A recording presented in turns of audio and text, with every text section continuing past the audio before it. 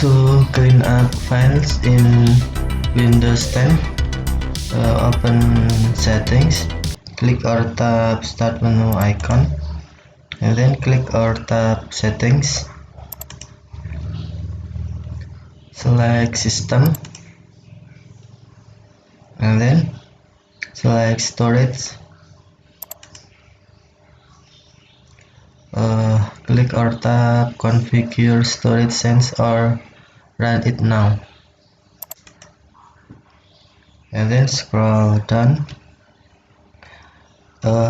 Free up space now. If you're low on space, we can try to clean up files now using the settings on this page. Click Clean Now to clean up files. Cleaning up files, this may take a few minutes. Waiting until process complete. We cannot free up any more disk space. Okay, thank you for watching. Have a nice day.